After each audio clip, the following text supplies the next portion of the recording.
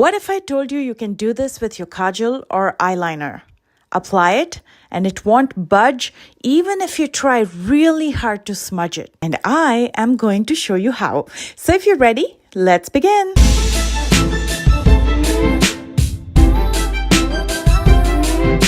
First, I'd like to know if this is how you apply your kajal or eyeliner in your waterline.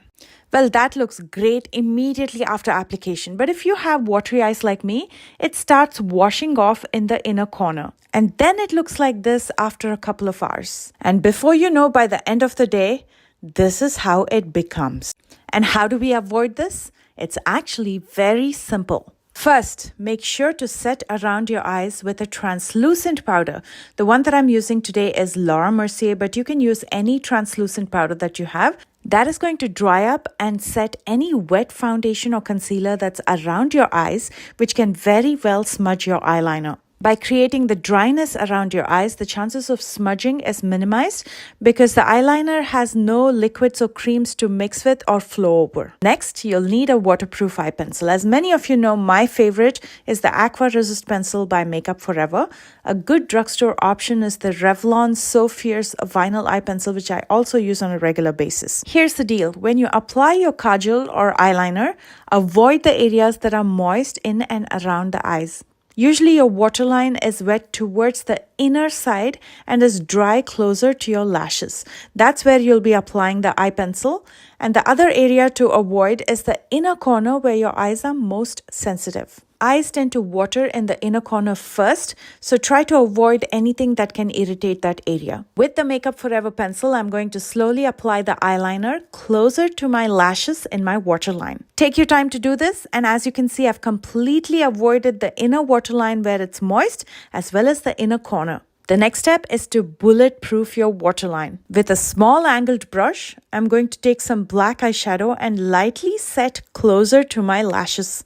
Just like we set our face with powder to prevent the makeup from moving, setting your lash line with powder is also going to prevent your eyeliner from moving. With that, it's also going to mattify it, but make sure to use the eyeshadow very close to your lashes again and not your inner waterline.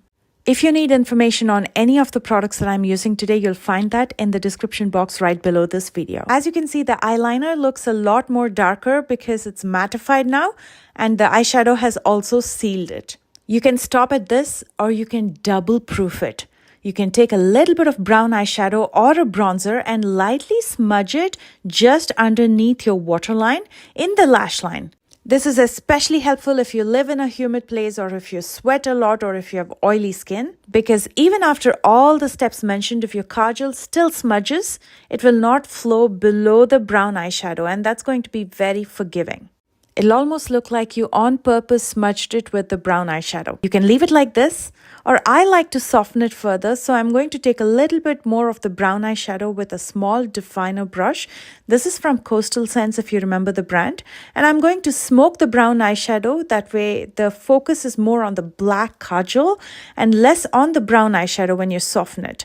And I also love the way it looks feathered out and soft in the lower lash line as opposed to a harsh black eyeliner. And this, my friends, will stay put throughout the day without smudging or budging. Even if you try to forcefully smudge it, it's not going to move, which is fantastic, especially for somebody like me who accidentally always ends up rubbing my eyes. So you can now comfortably wear your kajal or eyeliner for several hours without having to worry about it smudging. Would you try this method? If you do, please don't forget to tag me. My socials are listed down below in the description box. And if you're new here, please consider subscribing and hit that like button if you enjoyed this tutorial. I love you guys so much, and I will see you soon with a brand new one. Bye guys.